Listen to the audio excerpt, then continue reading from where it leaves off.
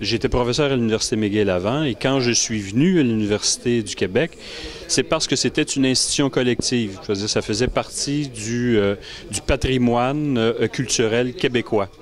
Et quand donc j'ai pris mes fonctions, c'était à ce titre-là que je suis entré, je veux dire, dans cette institution et à ça, je tiens énormément.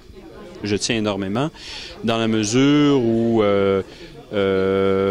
je pense que l'Université du Québec est une des pièces importantes, je veux dire, dans la société québécoise, dans le développement. Souvenons-nous que c'est une institution qui a été créée, je veux dire, dans la foulée de la Révolution tranquille, qui a permis l'accessibilité aux études, je veux dire, à toute une classe de gens qui autrement n'y auraient jamais eu accès.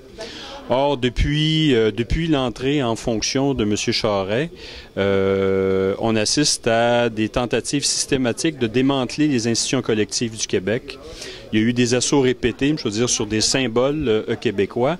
Et pour moi, l'Université du Québec, je veux dire, le réseau des universités du Québec, l'Université du Québec à Montréal en est une.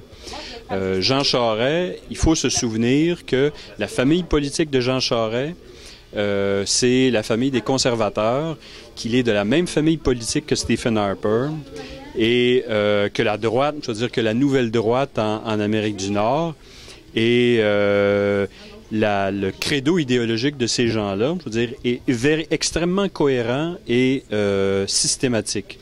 Et toutes les institutions, je veux dire, où on développe une notion, je veux dire, du bien commun, de l'espace public, je veux dire, elles sont systématiquement soumises à des assauts. Prenons présentement Radio-Canada. Radio-Canada, je veux dire, ses budgets sont systématiquement coupés.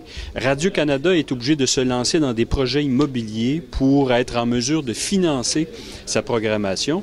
Donc, c'est de livrer, je veux dire, l'ensemble de l'espace public à la privatisation pour aux intérêts privés.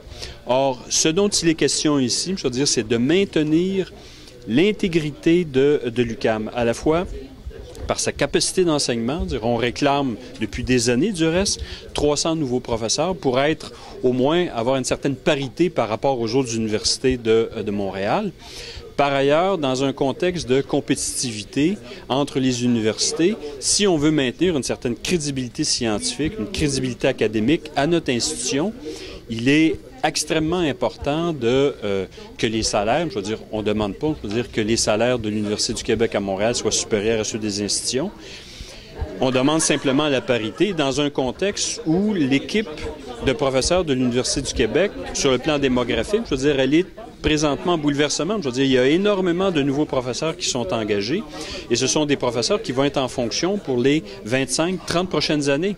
Donc, il faut être en mesure, je veux dire, d'attirer les meilleures candidatures possibles pour les 30 prochaines années. Il s'agit du devenir de notre université et c'est un instrument collectif.